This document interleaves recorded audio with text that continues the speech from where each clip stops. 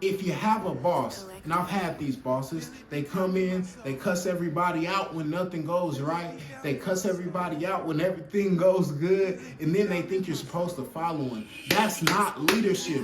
Being a leader is, who would you follow if you didn't have a title?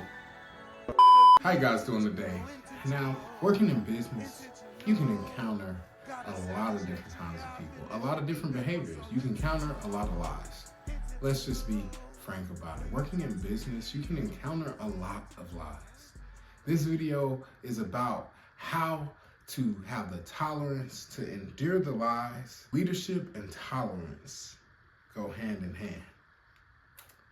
I don't know if you knew that, but to be a leader, you have to have a certain tolerance threshold to deal with some of the nuances and quirks that people present in everyday life, and that comes with running, operating, and working with your own business, or even for somebody else if you're in the sales industry and your business is your own business. It's one of those things where you can do everything you can in your power to make sure that you have the right product, the right message, the right pitch. But if you don't have the tolerance to deal with the client base, customer base, your coworkers, employees, or potential partners, then you're not going to be successful, because you do not know how to truly engage in those situations that take social tact and nuance, observation. You have to be able to observe what's going on, address it whilst yet being tolerant and courteous and gentle to whoever you're speaking to. Napoleon Hill and Dennis Kimbro highlight this trait as one of the most quintessential traits in the montage of traits, because of how it applies to so many different areas of life at the end and beginning of the day. So today, we're going to be talking about two different points that are going to help you increase your ability and awareness to be tolerant within the marketplace. The first is that tolerance is endurance. Now, we get this idea from Ephesians chapter 4, verse 5, which says simply, clearly, and plainly these words. It essentially says this. It says, with all lowliness and meekness, with long suffering and forbearing, love one another. Simple. With all lowliness, that word meekness means gentleness, humility. With long suffering and forbearing, that word forbearing means enduring one another in love. So you have to have a real passion or love for your client base. You have to have a passion for solving their problems. You have to have a passion for believing that you're the one who is the absolute, and I mean absolute, best solution to help them solve their problem, the absolute best person to deal with. But not only you believing that in a way that isn't off-putting or prideful, but it also means that you have to focus on making sure that your attitude while you're engaging with them isn't going to run them off. So I'm going to give you 3 points under this topic that should help you with that. Number one, first point is you need to have patience. Patience is the ability to endure and to suffer long in this context in the Bible.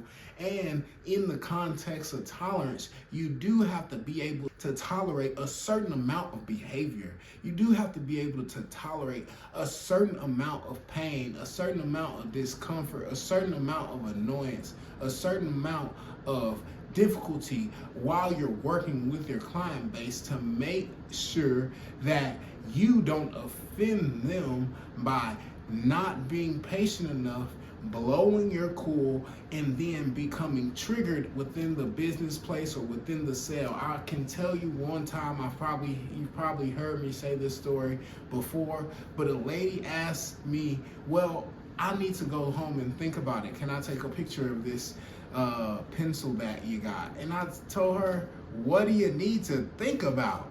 It's like I was instantly triggered into a defensive response that came off as weird, gave her the ick, and then I lost a potential customer and I lost the sale that day. You don't want to do that. You want to have the patience and the conversational training. Training is key. If you're not training like a monster every day to make sure that there's nothing in the customer base's inventory or repertoire of objections that will trigger you, then you're not training hard enough. I say it again, training is key when you're going after developing that patience. How do you develop patience in the sport? How do you develop patience in the gym? You work out. You put in the reps, you put in the man hours, you put in the training so that you can produce the results that come from patience. And one of the results that comes from patience is greatness. Now, moving on, gentleness. Gentleness is one of the most underrated characteristics in the business world as it is, in the sales world as it is. Gentleness is the reason why women have an advantage in industries like sales, business, and partnership creation, because their genteel spirit gives them an advantage to be less confrontational and less apt to go after or engage in conflict. Nobody wants to have a conflict or get confrontational with the woman in the workplace. That is a major skill. As a salesman or as anybody in business, this is something that you need to focus on, making sure you understand and really truly grasp. The reason I say that is because when you grasp the idea of gentleness, how to speak, your tone of voice, all the different things that we've talked about in previous videos, and wrap that together to create this pleasing personality that people find irresistible, can't get enough of, want to continue to engage with, you understand how you have the power to influence and persuade in a way that is not off-putting. Gentleness gives you the ability to influence and persuade in a way that is not off-putting. How do you increase your gentleness? Number one, I always say start with the Word of God. Number two, check yourself, check your spirit. Make sure that your heart's in the right place. Make sure your heart's in the right place. Make sure that you're doing your part to give to people and serve people in a way that isn't self-seeking, but isn't at all limp or wimpy. You want to make sure that you have a very stern and forward demeanor with a gentle smile, with a gentle tone of voice, so that whatever you're doing, you can break the news to your customer, your partner, in a way that isn't off-putting. I'm telling you, this works. This works. One of the biggest things I see that salespeople do, and that even people do in general in any type of relationship, is when it comes time to break tough news to the other person, they freeze up, they get tense, they get aggravated because they're freezing up, tense and nervous, and then they become over aggressive in the breaking of the news, when at the end of the day, we're all still buddies. I'm your buddy. Don't worry, I got you. Don't worry, I'm your friend. It's no problem. I'm gonna take care of everything. I just want you to know, Mr. Customer, that this is what's going on our end. I know you were looking at this and I don't want to upset you. Is it going to upset you if I tell you the truth? No, of course not. Okay, so this is what we got going on. This is where we're at. I know this is kind of where you wanted to meet. Let's see if we can split the difference and meet in the middle. And if it's a situation where you can't split the difference and meet in the middle, hey, Mr. Customer, this is where we're at. I know that's where you wanted to be. Nonetheless, this is the reasons why we're at this place. Let me kind of help walk you through how we got to where we are. And if you have any questions, I want to let you know that I'm here and happy to answer them. But I also want to reassure you that you know that I'm the best person that you could be doing business, because I'm going to fight for you.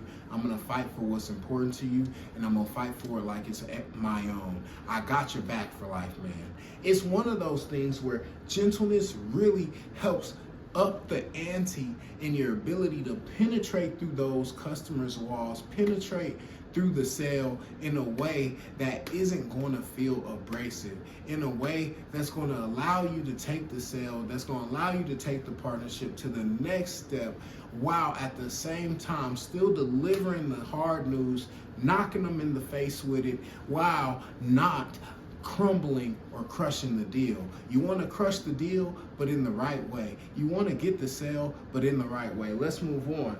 Next is humility. Everybody should have a great sense of self-confidence. I highly believe in that. I don't think there's anything that you should be doing that you don't do confidently. Nonetheless, humility mixed with confidence, boy, it's dangerous. I tell you it's dangerous because it gives you the opportunity to not think too highly of yourself and to not be easily triggered. A lot of time, having humility isn't necessarily being so low and lowly and letting somebody step all over you. It's more about how you handle pride. It's more about how you're triggered in different situations or not triggered in different situations, to make sure that your words can flow like water, that your tone of voice stays consistent, so that you have the opportunity and ability to get the job done A to Z with a good attitude in a way that's not off-putting, overly aggressive, or snooty to another people. Some people may think the attitude I'm speaking to you with now is snooty, but I guarantee you in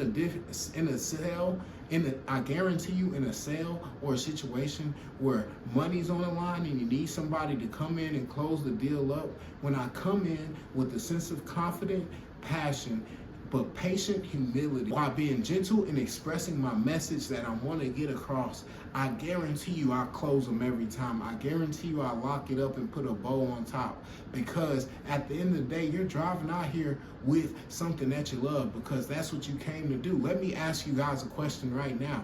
Who is the #1 absolute best salesperson in the world, in the room? Who is it? It's you. If you didn't say you, then you have a problem. You don't have the right amount of confidence to even exemplify the humility that you would need to be successful. Confidence and humility go hand in hand. Humility isn't an overabundance of confidence. I want to get that clear to you. Humility is not an overabundance of confidence. Humility is a complementary trait of confidence.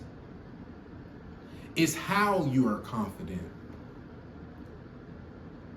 It's being honest. It's being forthright. It's being forthcoming in the middle of the sale. And then lastly, I got an extra bonus one. It's love. Love your people. Love what you're doing. Be passionate. Go hard about it.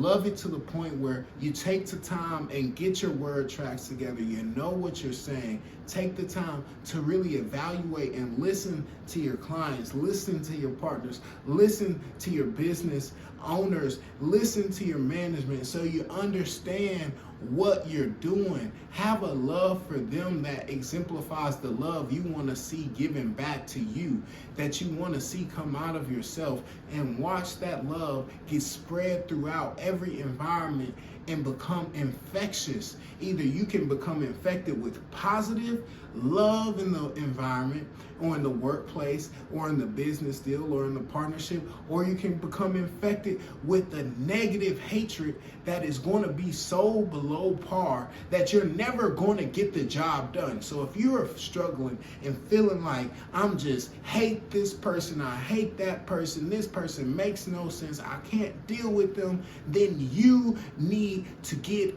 out. You need to change. I'm telling you, this is the time for you to start emphasizing some love embodying some love. And you know what? If you don't love yourself, then you're not going to be able to love on others. So get in the gym, start doing the hard work, get in the training, get in shape, get your mind right, get your spirit right, become the number one best version of you. When you see me, you know that I dress well, I smell good, I talk well, my words flow like water, and I'm in shape and I feel great. It's one of those things where if you can't come into the workplace and if you can't come into the environment with that kind of attitude, like, hey, I'm the best that ever lived. I'm the best that ever did it. I'm in great shape. I love myself and I'm loving on you because I want to see you get everything you came here to get because it's your hard-earned money and I want to help you spend it the right way because I know you don't want anything cheap. Everybody may say they want something cheap, but today I'm going to make sure we knock it out the park because I hate cheap and it may just be my deal, but the reason I hate cheap is this. I hate cheap because you always have to do it twice. And you know what? I care about you so much that I'm not going to let you have to do this twice. Love. It is going to be one of the things that helps set you apart, miles apart. It's going to help you dust your competition. It's going to help you dust your competition every single time. Every single time. So that brings me to my next point, which comes out of Colossians verse 3, 13 and 23. And it says this, and we're going to read quite a bit here. It says, put on, therefore, as the elect of God, holy and beloved, bowels of mercy, kindness, humbleness of mind, meekness, long-suffering, forbearing one another, forgiving one another. If any man quarrel against any, as Christ forgave you, also do ye. And above all things, put on charity, which is the bond of perfectness. And let the peace of God rule your hearts, to which you are called in one body.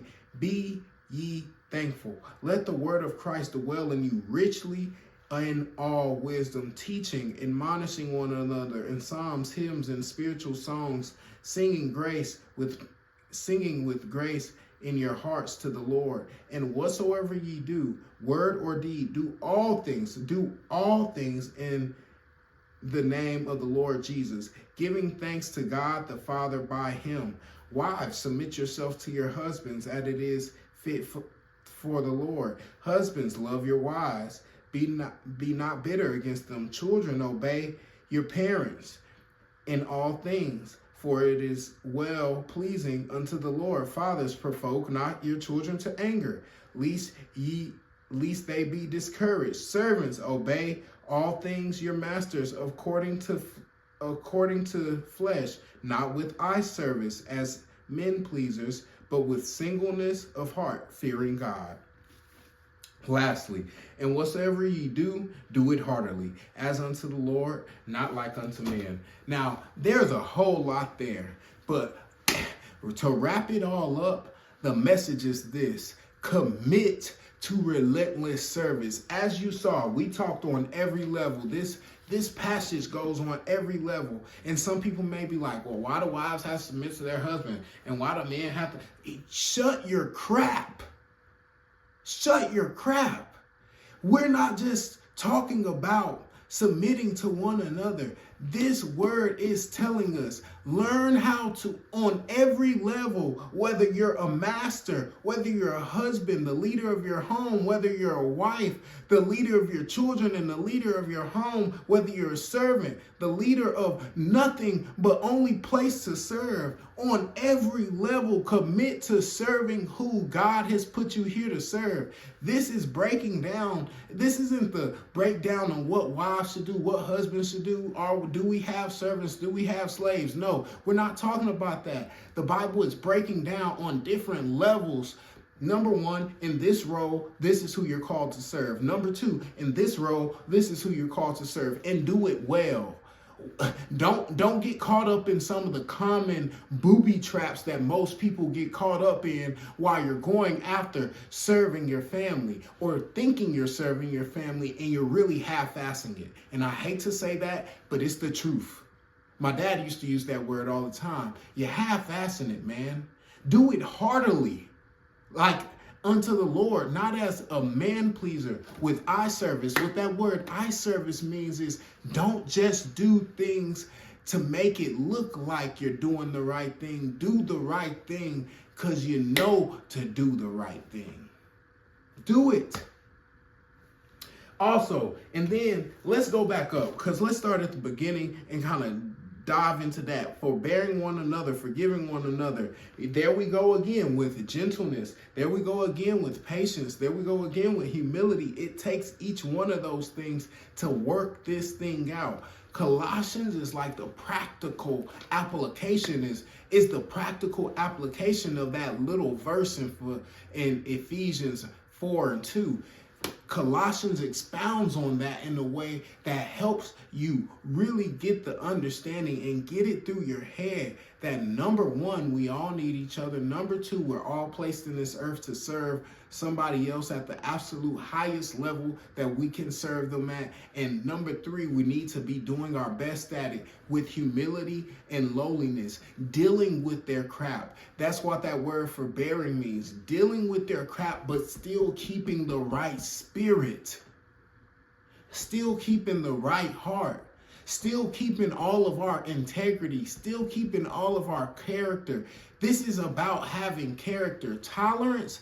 If you have a boss, and I've had these bosses, they come in, they cuss everybody out when nothing goes right. They cuss everybody out when everything goes good, and then they think you're supposed to follow them. That's not leadership. Being a leader is, who would you follow if you didn't have a title? I'm coming in every day, bled and bred for this. I'm coming in every day, high energy, whether I got a title or not. I dress nice, I smell nice, I'm going to talk well, my words going to flow like water, I'm going to be confident.